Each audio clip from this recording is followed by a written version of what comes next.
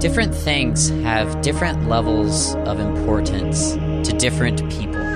Whether it be the summit of Mount Everest, your business area, or healthy in a year, or $250,000 savings by the time you're 35 years old.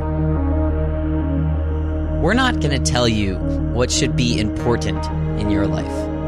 That's for you to decide. But no matter what it is, it's not always easy. If you can envision that, then you can walk through all the crevasses and all the rockfall and all the challenges that are going to be on the way. It's just like mountaineering, man. You got to have that vision for the summit and then just tough through it.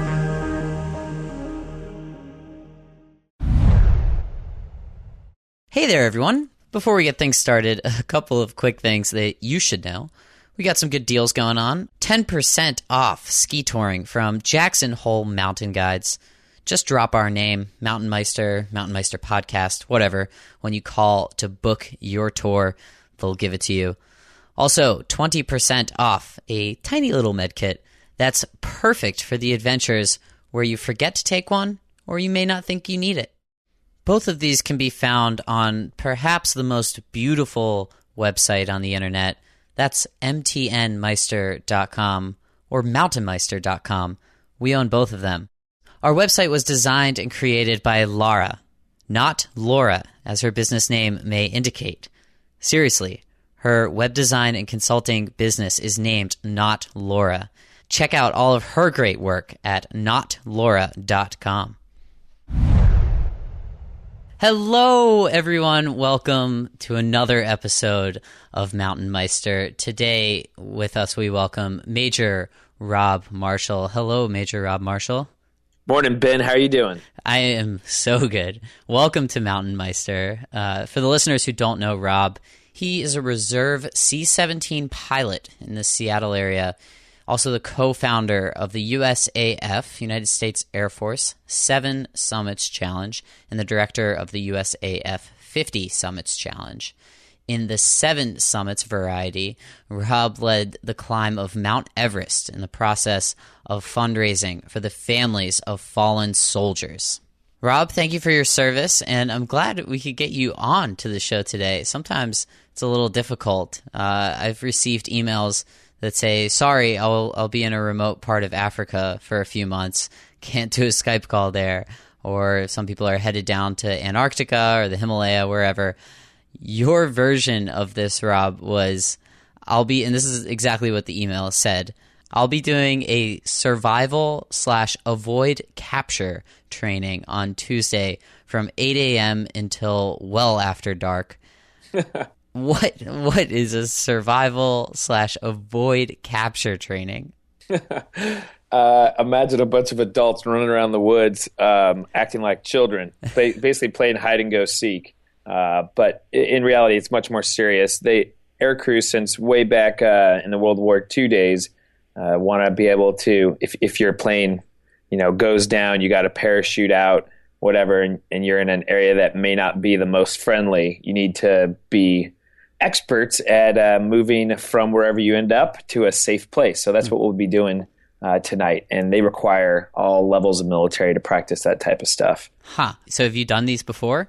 Yeah, some of them are pretty cool, Ben. I think the coolest one I ended up doing, we're sneaking around and we get quote unquote captured, but it turns out by moderately good guys. Then you get picked up in a vehicle, the lights are out, the driver has night vision goggles on, but we can't see hardly anything, and you go tearing through the forest. Next thing you know, they drop you off at a river and a boat shows up completely blacked out, and you get onto like this Navy SEAL style boat. Next thing you know, they're tearing down a big windy Florida river at high speed, and everyone's got night vision on, and the idea is simulating what it might be like if you have to get rescued. Wow, so really, really realistic. Yeah, and they might be explosions sometimes, or sometimes it's just real quiet, and they want it to be eerie and make you wonder if someone was following you. And then basically practice, live it. You might be surviving for one day, or they may have you in a posture where you need to get ready to be here for maybe a month. It might take a long time to get you out. Wow, that's pretty impressive. It's fun. There's no question. It'll be a good time tonight. Okay, well, fun for some. This is another random question that I had. I saw that you had the nickname Goat. How did you get that nickname? Well, without getting too embarrassing, goat comes from two different things. I got it. I got it from my classmates at the Air Force Academy, which is in Colorado Springs, and that's where I started bagging a lot of 14ers and really getting into the love of higher altitude. And the guys found that I like to hop from rock to rock to rock, just kind of billy goat my style, billy goat my way up like scree piles and from boulder to boulder. And then also I like to eat anything I see.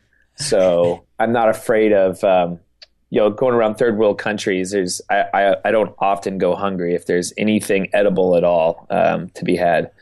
You and I are very similar in that regard.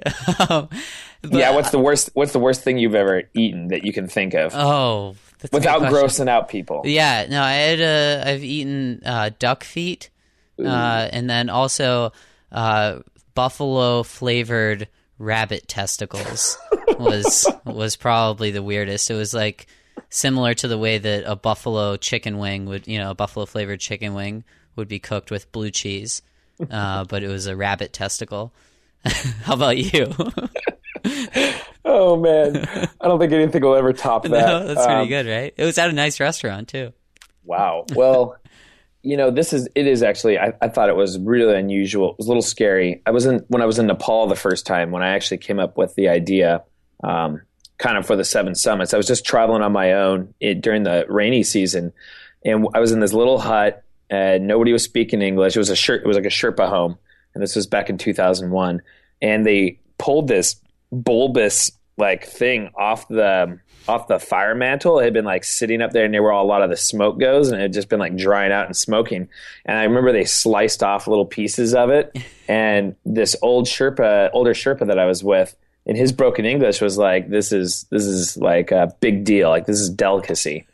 And I ate it, and it was I don't even know how to describe what it was. It was gross. It didn't taste good. Yeah, but I found out later on that it was like a cancerous piece of body meat or something from a yak. You know, like how they get those, like the growths on the side of them. And these guys had smoked it or dried it and then cut it because I could tell it had a lot of weird fat. And anyway, That's what my sister's a vet and she used to work on yaks. And she's like, "Oh, I think that you ate the XYZ part." And I was like, "Oh, you got to be kidding me." Oh, no. Wow. Yeah. But it was a delicacy, so hey. That is so peculiar. Wow, okay.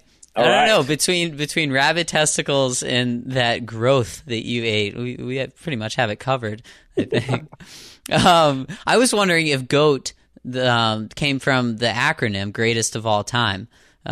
When did you get the nickname? Because as far back as I could tell, there was an album by maybe LL Cool J that was Greatest of All Time GOAT in the year 2000. When did you get your nickname? Oh man, it came out probably. I think GOAT came out maybe just before 2000, but it could have been right around 1999. Like that was kind of 99, 2000 was the peak. So maybe that's where the guys. Maybe. Well, and then I saw you did the push-ups on the summit of Mount Everest. So living up to the Greatest of All Time nickname, I'd imagine that's a record, right? You did 30 of them? Yeah, I did 30 in 30 seconds up on the top. Nice. And do you know if that's a record? I did a bunch of research and looked into it, and it sure looks like it. Nice. We were really trying to use, if it was going to be a record, we wanted it to be helpful in our fundraising efforts, because that's what we do a lot of the push-ups for. Yeah, tell us more about the push-ups. Well, so, I started the 7 Summits Challenge about 9 years ago, and the goal was to raise money for this charity called the Special Operations Warrior Foundation. And simply put, it takes kind of like the most at-risk soldiers in America's military, which are like our Navy SEALs, Army Rangers, Delta Force, Air Commando type guys, the folks that are kind of out sneaking around trying to grab the bin Ladens in the world. Mm-hmm. And it sends any of their kids, if any of their fathers or mothers die while serving in those units, those kids get a free college education anywhere they get accepted, whether it's Harvard or community college. They get not just like board and clothing and tuition, but they also get car insurance, a flight home to see mom and dad.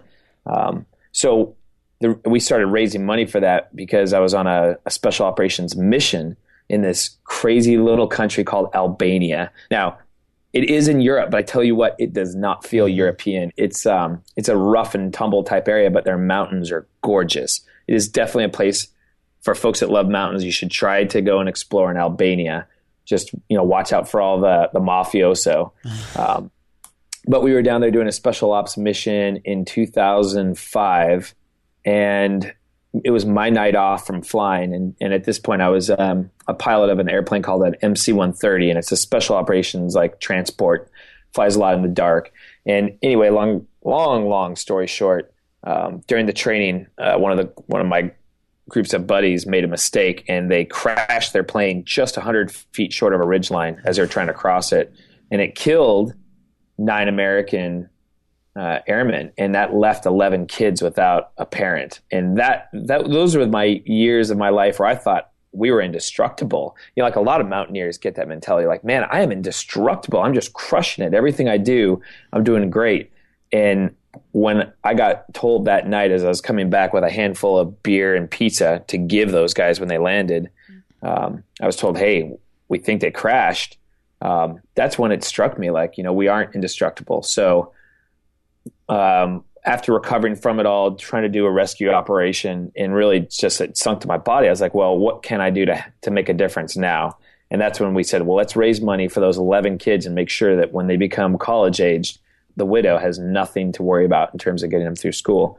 And one of the ways we raised money was doing push-ups on the top of the summit. I said, hey, most people are exhausted on top of mountain peaks. But what happens if we show that we're not exhausted, and in fact, we're going to start knocking out push-ups because we got more energy? And it was a big hit. We earned a lot of money doing that. That is so neat. So you completed the 7 Summits project a little bit ago, your 2013 summit of Mount Everest? Correct. Yeah, where you did 30 push-ups on top of that summit. Now you're working at the 50 Summits Challenge. Tell us about that. Yeah, so the 7 Summits was awesome, Ben.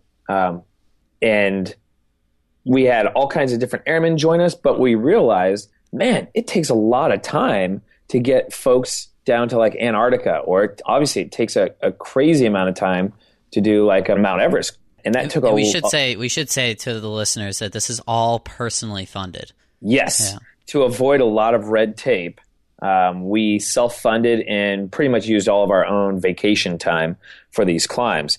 While you're on duty. Well, yeah. Well, like in between combat, like we had to cancel a few different trips because flare-ups in Iraq or Afghanistan made us unavailable. When I was up on McKinley, I actually got called back 24 hours from the summit because my unit was going to Iraq, and they said, we need you back right now. And I said, hey, can you wait? Can you wait just a little bit? Because we're going to the summit tomorrow. And they said negative. Wow. So no kidding. So it was hard to manage it. And I realized, well, we can't keep doing the 7 summits over and over and over again on our own money and our own time. It's impossible. So when we finished the 7 summits, I was like, well, how can I include more military members in these awesome experiences that teach them resiliency, build their risk management skills, make them into better leaders and better followers? So we said, well, why not here in America? Like, America is awesome. We've got so many different types of mountains, so many different environments, different challenges. Why keep traveling around the world and spending buku dollars hitting these huge peaks when we can have the same adventures right here in our own nation? So that's when we said, let's do the 50 Summits Challenge, get military members, airmen, to the highest point in each state. And that way I knew all skill levels from, driving to the high point of Florida to that's the lowest one, right? Yeah. 345 feet, Britton Hill. I looked it up. Ben, when we were in Antarctica, a friend of ours, when we were getting ready to fly in Antarctica, a friend of ours sent us a photo, and it was them holding their dog like on top of the high point, and they're like, our dog got to the top of Florida's high point, and it only cost us 2 coffees and a tank of gas. Like, what's it costing you to do Antarctica? Right. And we're like, ouch, good point. So that mentality really stuck with me. Like, wait, let's make these adventures affordable, and let's make them for all skill levels, from, like I said, Florida to like a McKinley. Yeah. And we can do them over and over again. And I don't even have to be there. Like I'm outsourcing. So I'm taking volunteers from around the military and saying, hey, do you have the skills and the knowledge and the drive to lead a group of airmen up your local high point? Well, then let's do it. We'll advertise for you. We'll get the word out. We'll help you with your risk management. And we'll just kind of like give you a little quality control over the plan. And your mission is get everybody safely at that high point, get a photo, and send it back. And it's got a very long lifespan. Yeah. And so far, so good. Yeah, it seems like it. How far through so far? I think we just got our 13th state high point about 2 weeks ago, and that was in Alabama. And they had, I think, 40 people with them, and they did over 2,000. I think it was over 2,500 push-ups on the summit. So cool. Yeah, and they said the best part, and this is what makes me like, this is the awesome part about the outdoors. This gives you goosebumps, right? Yeah, it does. There were more children in that event than there were adults.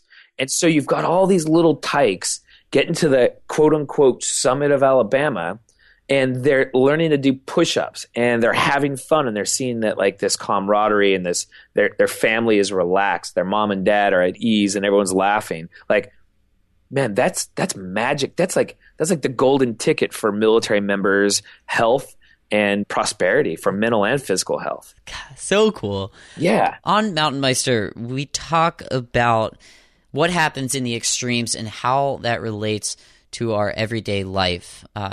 And in this case, there are a lot of parallels in mountaineering and military service, some of which may be covered in what used to be our intro to this podcast. John Huston so eloquently said, galvanizing you and your team behind that one single focus. And then the other two as well, being at peace with that fear and being okay with it. And you gain a real appreciation for your life and for what you have. In your experience, Rob, how does your military service relate to what you've experienced on the mountain, and then also what you've seen out of others? Yeah, well, so one thing to keep in mind, Ben, is that, we do these climbs not just to get to the summit, but a lot of it is about healing military members. When that plane crashed in Albania for me, I didn't know like how to handle it. And it was hard for me to cry at that time. Like I wasn't an experienced public crier, I'll admit. But what I found was sweat. For me, sweat was just as powerful as tears in healing the traumatic experiences of my life. Like if I could get up into the mountains and do that type of stuff, that it helped me overcome the just like that stomach gnawing pain of knowing that, friends are dying. Well, there's a lot of military members that relate to that sort of medicine. Instead of grieving publicly, a lot of them want to get into the gym. A lot of them want to do something to get their heart rate up. And in general, military members, like we relate well to stress and challenge. So that's one of the big connections we have with mountaineering. And so I love getting my teams out there and saying, hey, this isn't a combat zone, but the risks are real. Mm-hmm. And and a lot of them, like their eyes perk up and you can tell they're totally engaged in that moment. So I think if you want to draw one really big parallel between the military and mountaineering, I think you'll find that like the stress and the challenge it helps clear the fog of traumatic experiences for a lot of people and really gets them in the moment. And to ask somebody to go from something so extreme to kind of coddling them and trying to make them feel warm and fuzzy, it just doesn't work, right? Like if you think about it, that doesn't make sense. Not for a lot of guys, especially like special operators or people that have been in combat. They don't want to be coddled. What I like to do is you get them into the outdoors, you get their sweat pumping, you have them talking about any stories they want. They want to talk about military stories or whatever, but I tell you what, it always ends up that their guard comes down.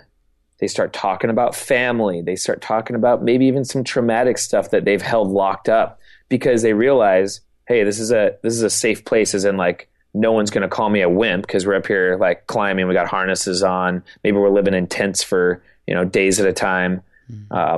We're working our butts off, and these guys understand me. And so next thing you know, the mountains become like this perfect environment for everyone to open up and talk. And tears do come out. But at that point, it's exactly what they need. Like they're finally decompressing, and the outdoors is almost like a sponge. It like extracts that pain. Yeah. Do you have flashbacks or visions while you're on the mountain of times in your service?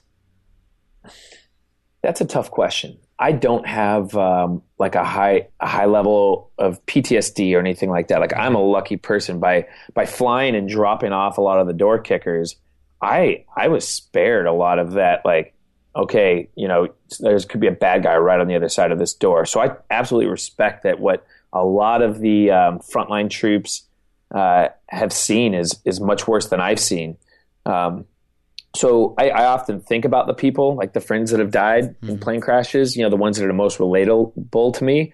And sometimes when I'm climbing, I just get more of like that sense, like I kind of picture their crash scene. I picture the videos of the crashes happening, but then almost immediately I get like this defense mechanism. And as I'm climbing, I'm thinking, dude, they're smiling at me right now because they know this is a good place to be. Like they know what we're doing is good work. Yeah.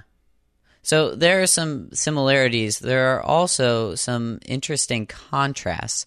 One of which has been bugging me lately is if we think about what you're doing when you serve in the military, it's exactly that. You're serving.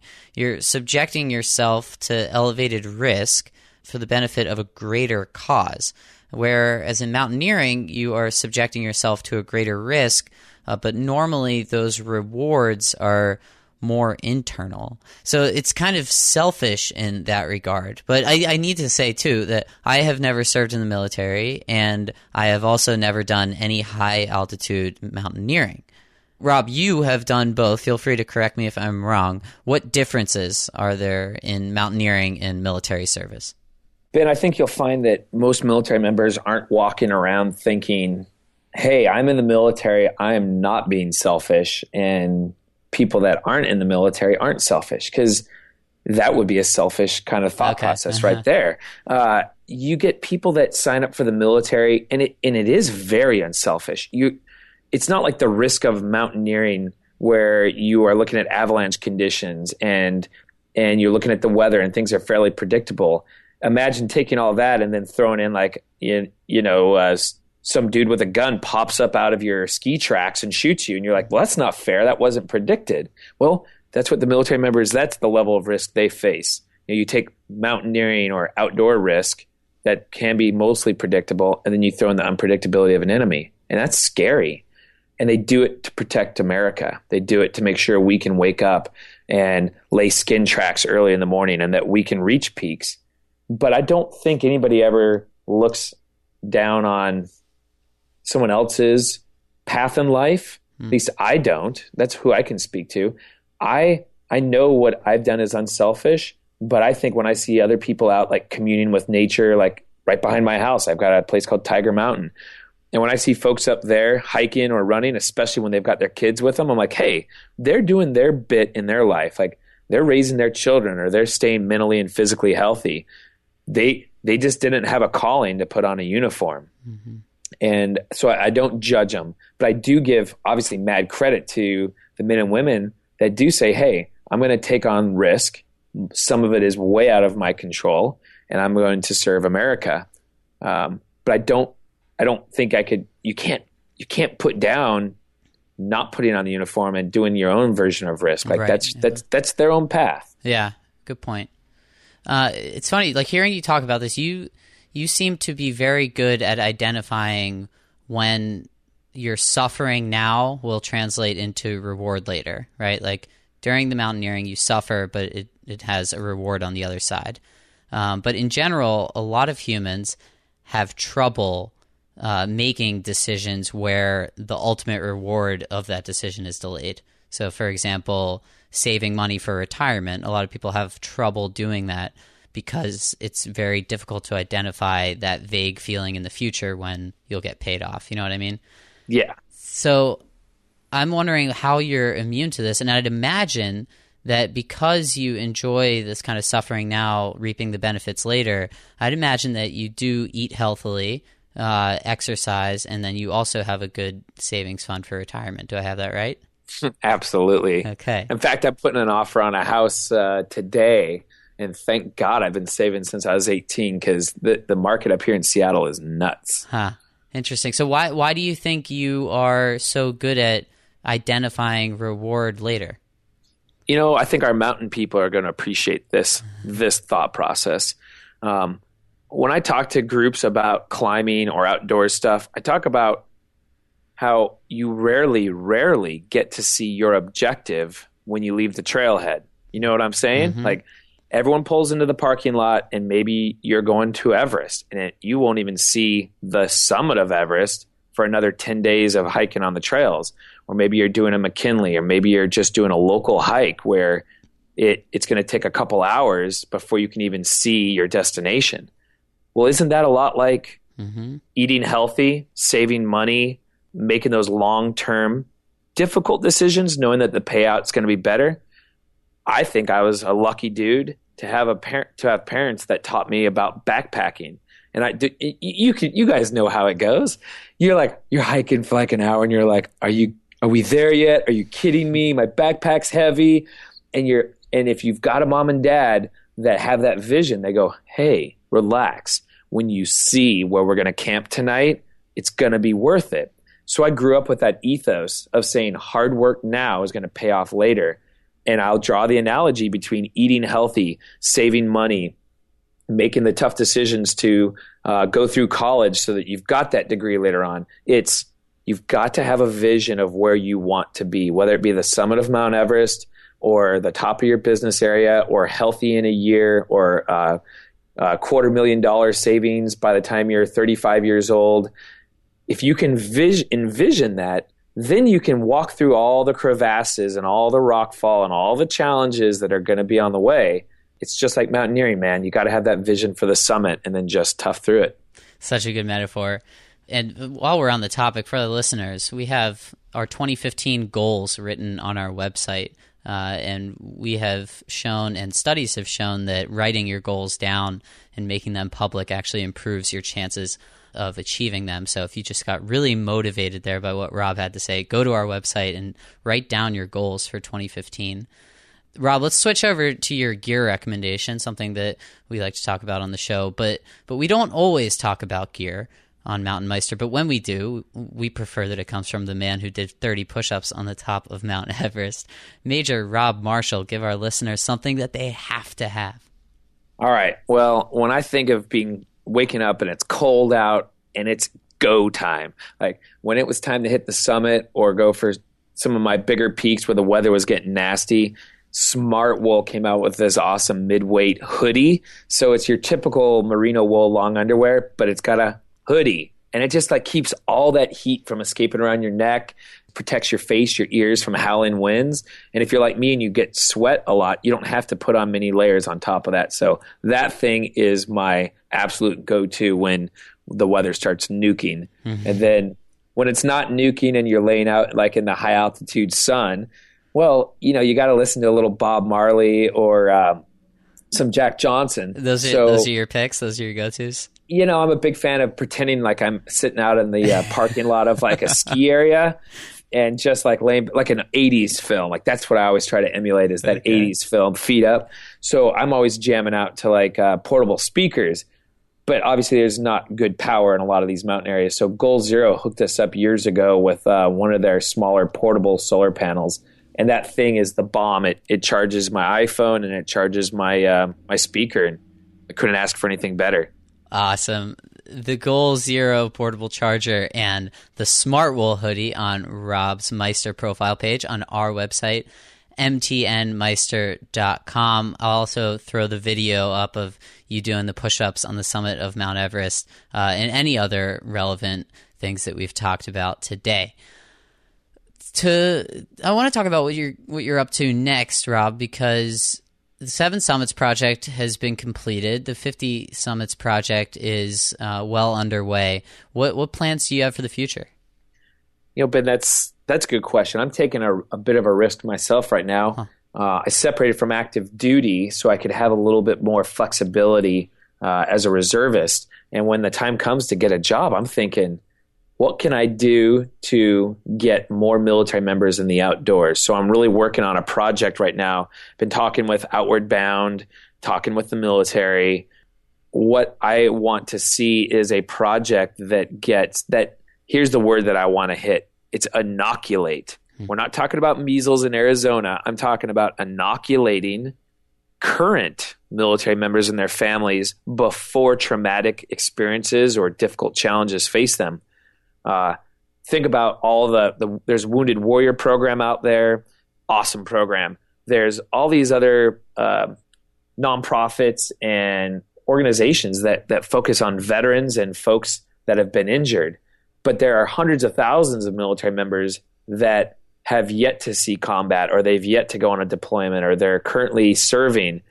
I want to find a way to get those folks into the healing power of the outdoors so that they build up resiliency and self-confidence, and they know that when crappy things happen to you, that you can tough through them. So that's my next project, is trying to link local, probably start in the Northwest and get local groups that want to make people river rafters or kayakers or climbers, team them up with maybe some donors, and then really start getting those family times before people head to like Syria or Yemen. I want them out like hiking with their kids and their wives, or if they're single, feeling like they have something to do other than play video games. Before the fact. Get them before it. Inoculate. Yes. Yes. So that way when the PTSD starts to set in, we're not rushing to fix it. We've already been proactive, and we've already set the framework to survive it and overcome it. For the listeners, you can find out more about the 50 Summits Challenge, USAF50summits.com. To wrap things up, Rob, I want to find out who you would like to see as the next Mountain Meister. You're this Mountain Meister. Who do you want to see on a future episode? So I don't want to say he's a mountain miser. I think I'll stick with Mountain Meister. But there is this badass guy who is, he's in his 60s now, I believe, and he did push-ups on the top of Antarctica with me. He's also been guiding the 7 summits and laying new tracks around the world for decades, and his name's Phil Ursler, and he works up at International Mountain Guides right at the base of Mount Rainier. You ought to look that guy up. He has got some stories. He's is tough, but he's like a big cuddly bear that has this, but he's as gruff as they get. So I challenge you guys to get Phil Ursler on here, and he'll talk to you about old school mountaineering. For the listeners, keep an eye out for Phil Ursler on a future episode of Mountain Meister. Major Rob Marshall, wonderful having you on the show today. Thank you for joining us.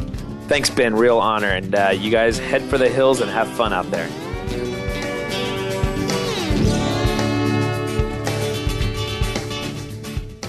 I hope you enjoyed listening to that episode with Major Rob Marshall, United States Air Force, Everest summiter, just an all-around cool guy. Don't forget that there are a lot of really easy, free, fast, and internally rewarding ways to help Mountain Meister. You can get a free audiobook from audible.com. The link's right on our homepage, and it's a whole month. Pick any book you'd like. You can also help spread the word about Mountain Meister, which you did so well in the month of February. From January to February, Mountain Meister downloads increased an astounding 64%. That's huge. Keep spreading the word, whether it's a social media post or yelling on top of a mountain. You can also leave us a review and a rating on iTunes, which helps us get discovered by people looking for their next podcast. Thank you for that, and enjoy doing the rest of whatever you do when you listen to this podcast.